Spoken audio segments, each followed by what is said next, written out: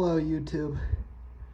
Today we're going to talk in greater depth about the heuristic that I came up with myself on the structural differences between dextrorotatory and levorotatory molecules. That method for predicting whether a molecular structure of a chiral molecule is dextrorotatory or levorotatory, as it happens more often, was to mind the difference between the substituents around the chiral center in terms of the infrared spectroscopy that is associated with their bonds. The first thing I'd like to do in this video is correct a tiny mistake that I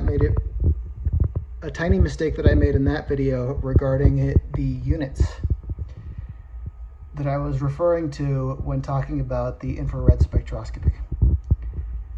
As you can see in the tiny writing here, this is the frequency of the light that is absorbed by these bonds, when I thought that it was the wavelength and I had to do more work than I had to do to convert it to the energy that was absorbed. Anytime I said low energy in that video, I meant high energy. Anytime I said high energy, I meant low energy. And thus, when I said I was counting in order of higher energy reflectance to lower energy reflectance, I was actually counting in order of lower energy reflectance to higher energy reflectance.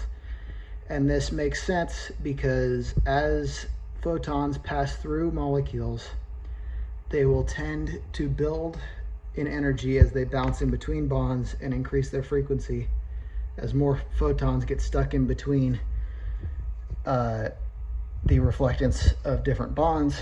And if there is lower energy absorbance there, then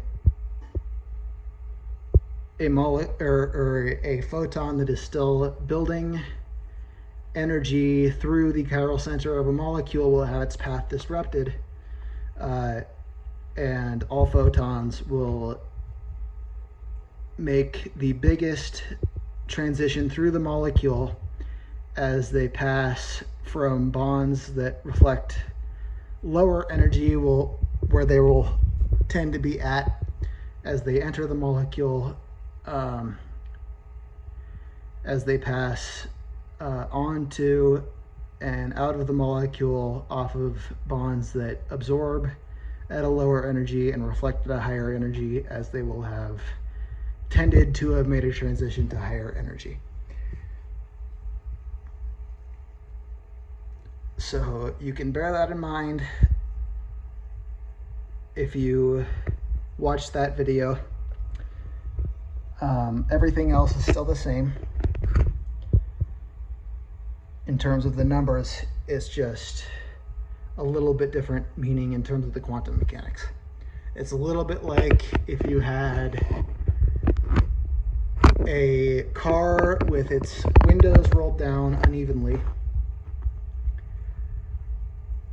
with the sun beaming down upon it, and where the heat is going to collect and then pass through the car as the temperature equalizes. It's a little bit like thinking about it like that. In this video, I will also recover the basics of how to use infrared spectroscopy to predict DNL rotation in a molecule with one chiral center.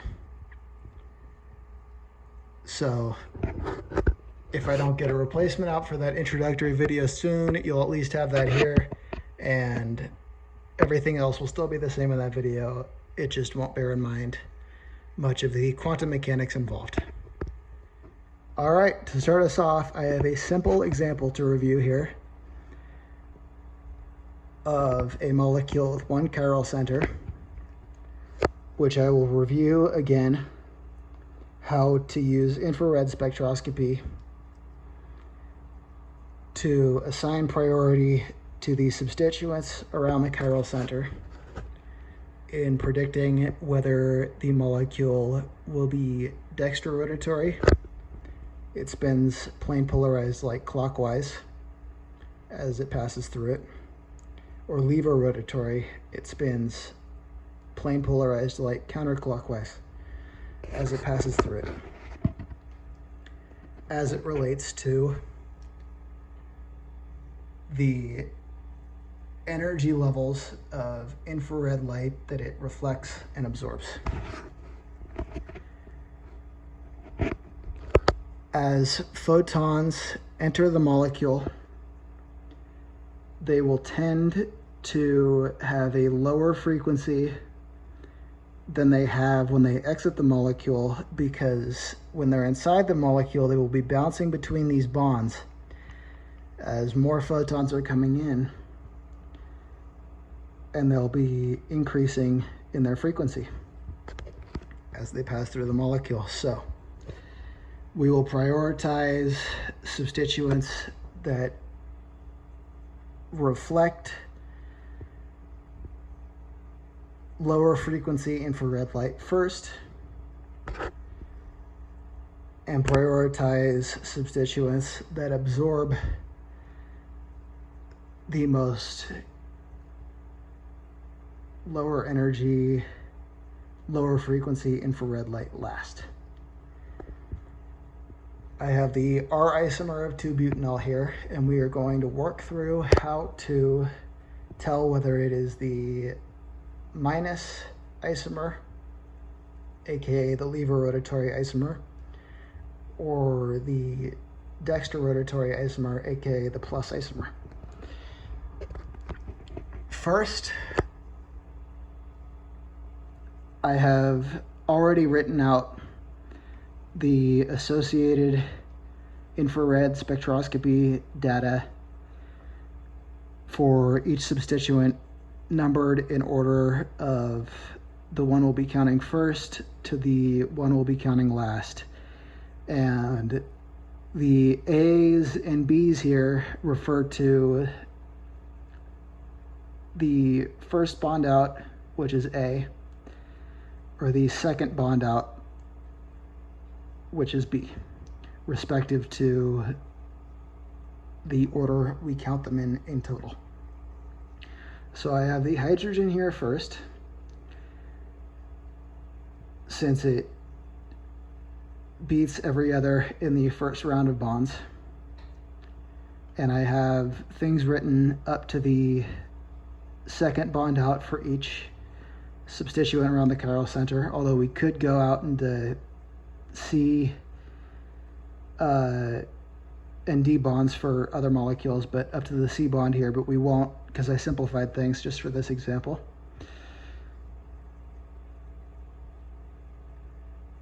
Then I have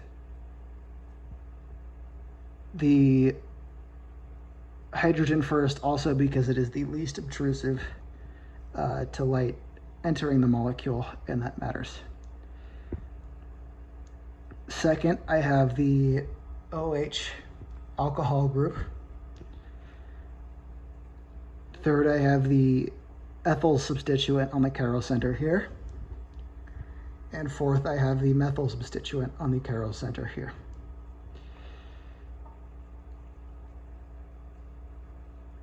We have a tie in the A bonds, as I'll be referring to them as,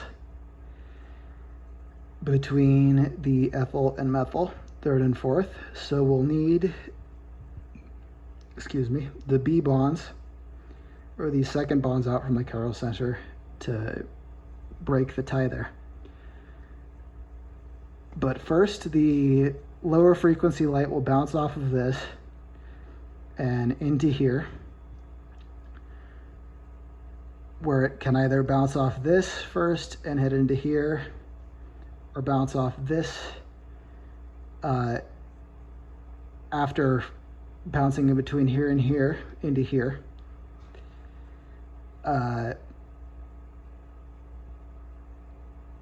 And I have written down for that it reflects in the 2A region at frequencies less than 1,000 inverse centimeters and greater than 1300 inverse centimeters, as that is what it is for carbon-oxygen single bonds for anything. And then in the 2B region, I should also mention that the 2A region beats the 3B, or the 2A region beats the 3A region because it reflects less lower frequency light. The 3A region reflects less lower frequency light. It absorbs 800 to 1000 inverse centimeters, as the 2A region does not reflect, or it does not absorb the 800 to 1000 inverse centimeter region. It only absorbs beyond 1000 inverse centimeters to 1300 inverse centimeters. So now let's pay attention to the 2B, 3B, 4B regions. The 2B region beats the 3B region because it reflects up to 3200 inverse centimeters, and then beyond 3400 inverse centimeters. Well, the 3B region absorbs a lot more lower energy, lower frequency infrared light than 3200 inverse centimeters. So to recap that, the 2B region, which refers to the OH sp3 bond region, reflects more lower energy, lower frequency infrared light than this 3B or CH2 CHSP3 region here. Now, the way we distinguish between these two, the CH2 CHSP3s and the CH3 CHSP3s, is in where they absorb lower energy, lower frequency infrared light for when they bend closer to and further away from each other. The CH2 CHSP3 bonds, or 3B region, as I have it written here. I could have included this, but I didn't for simplicity, since we're not considering out to here, and this is similar to this.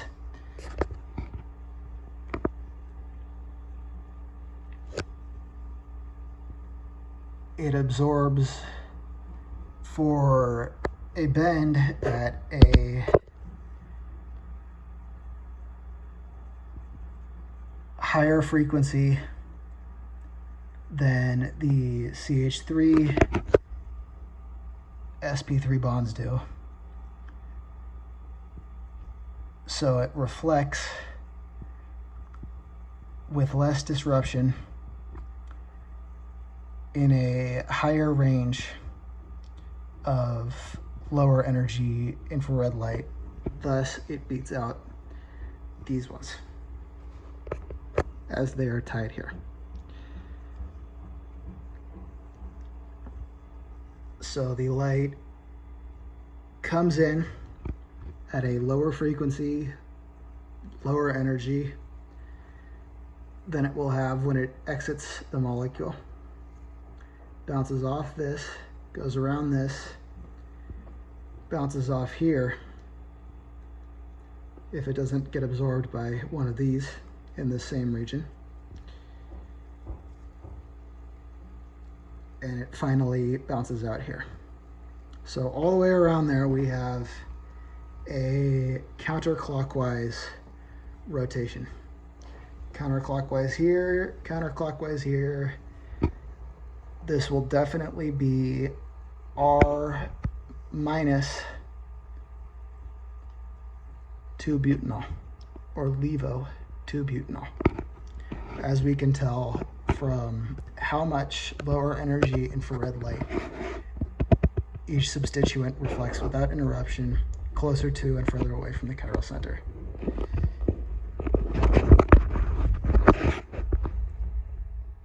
That should give you plenty of an understanding of how to do this for any chiral molecule that has one chiral center off of its molecular structure using a data table like this for whatever bonds you have in front of you around the chiral center.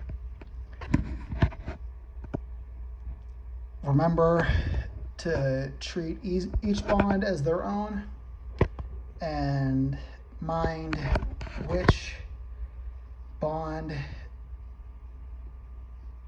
adds something new to the conversation that matters for the paths that photons have to travel, and look for the one that has the biggest difference.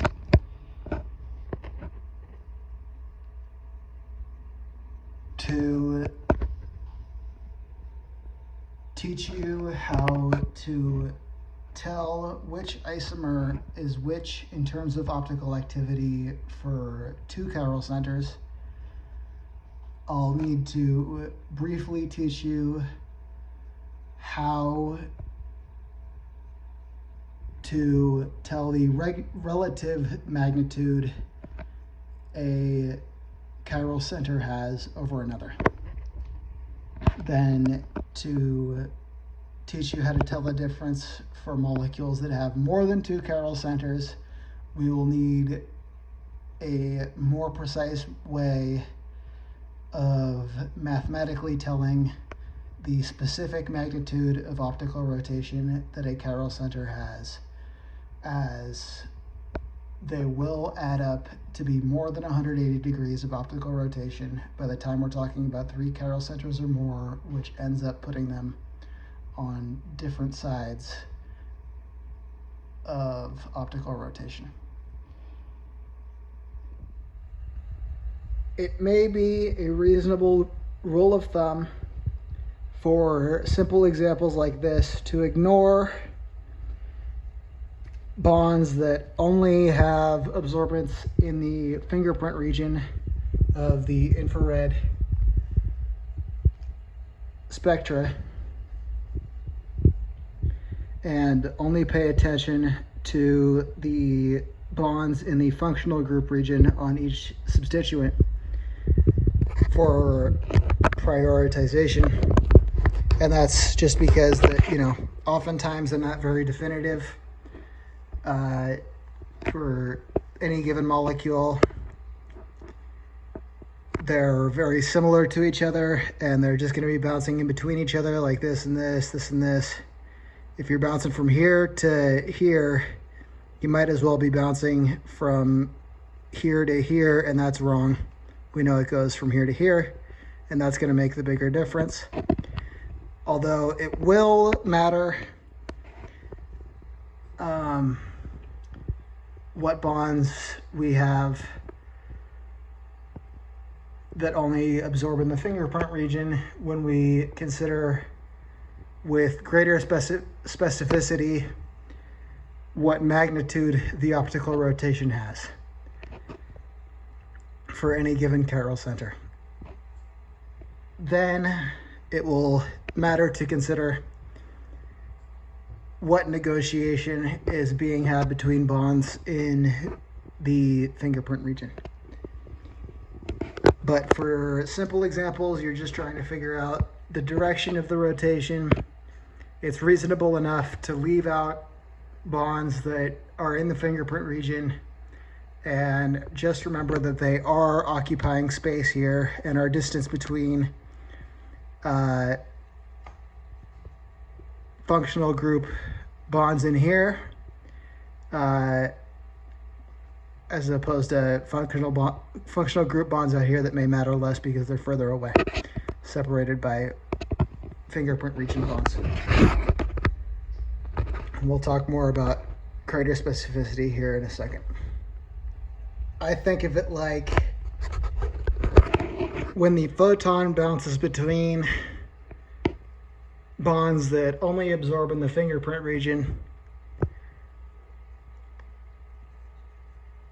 That is where the photon fizzles out and doesn't really make it to the detector detecting this optical rotation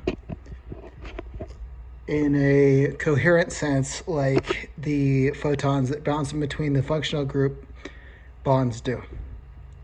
They're going to bounce off, they're going to go to the side, they're not going to make it to the other side in a congruent fashion, bouncing here to here, off to here, but here to there, off to there.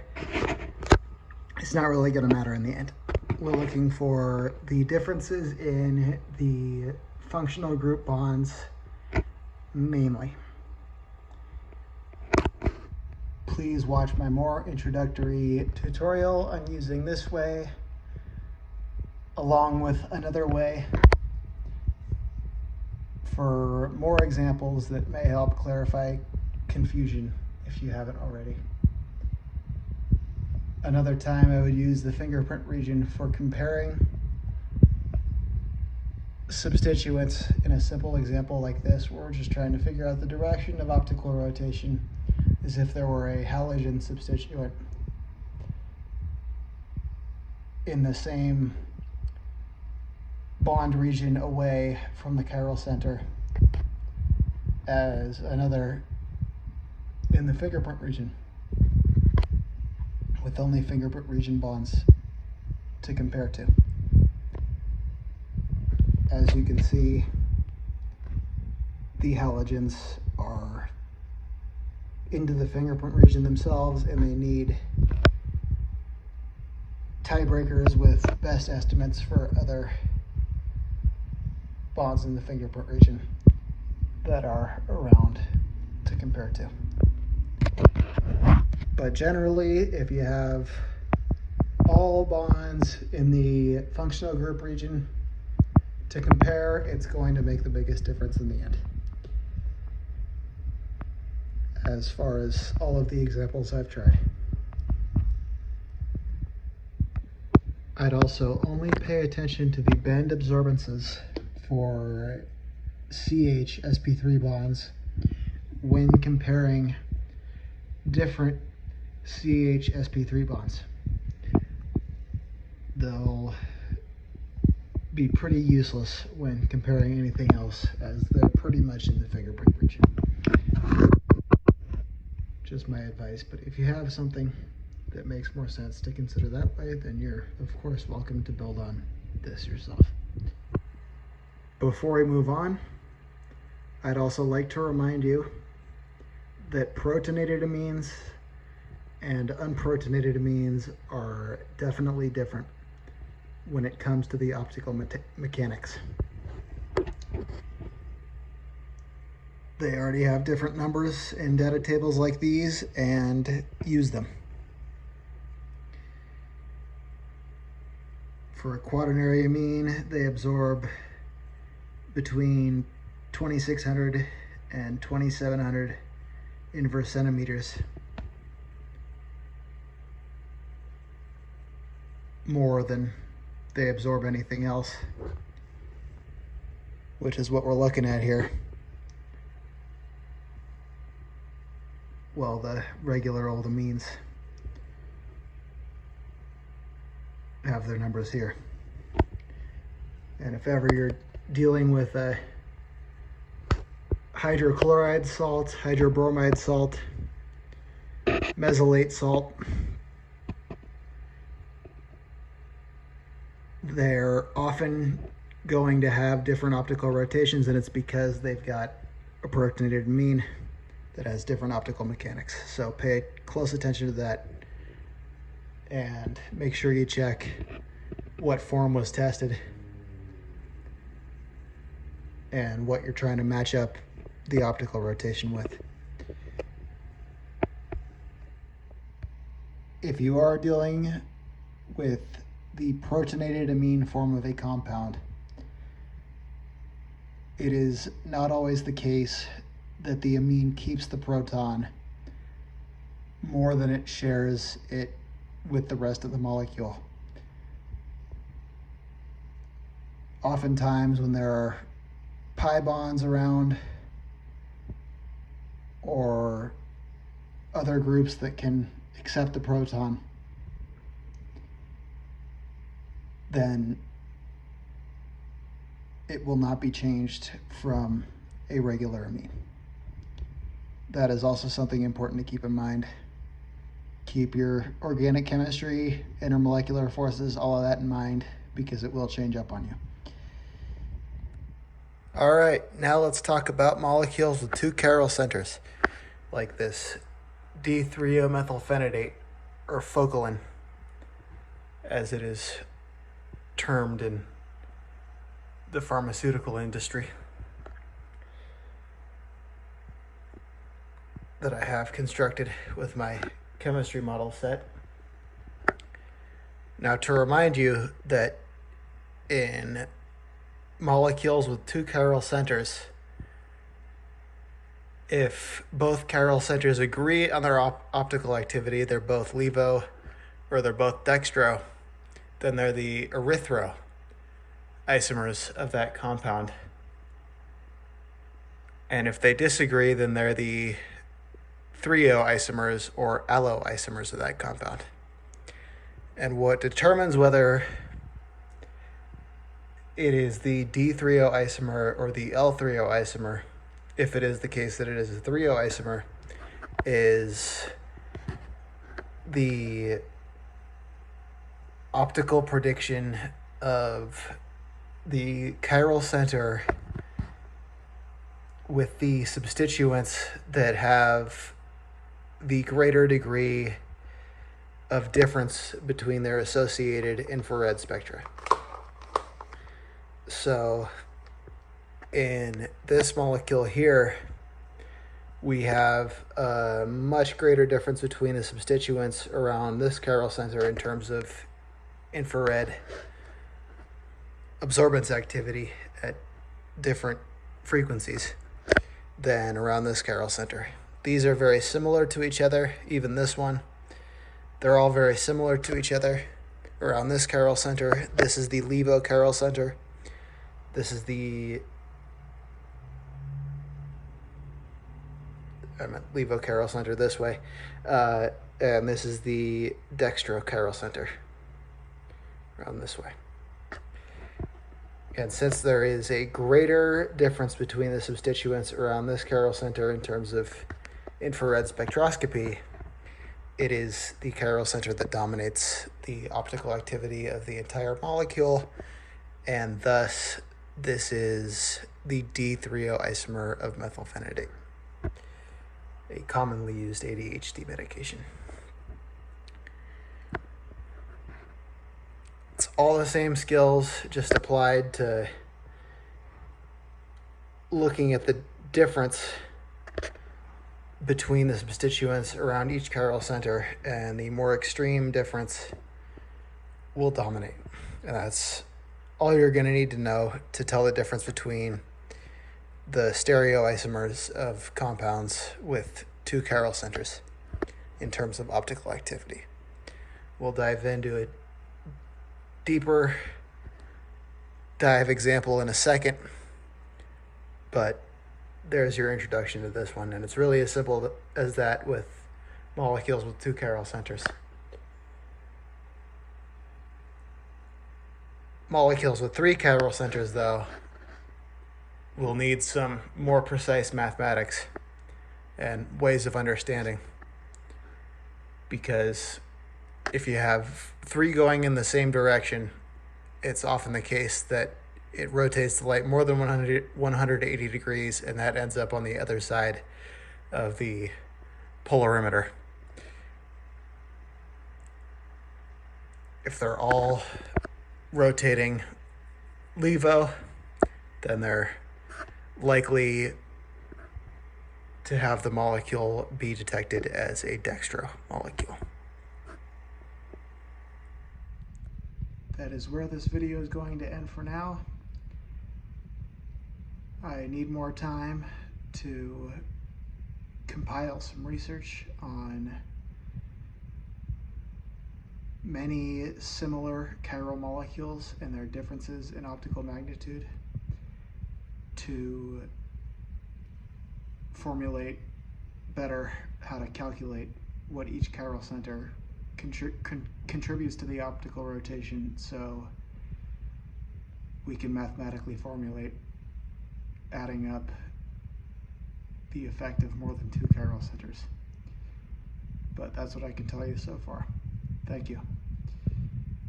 This will be the demo to the advanced lesson on using infrared spectroscopy to analyze the optical rotation of chiral molecules.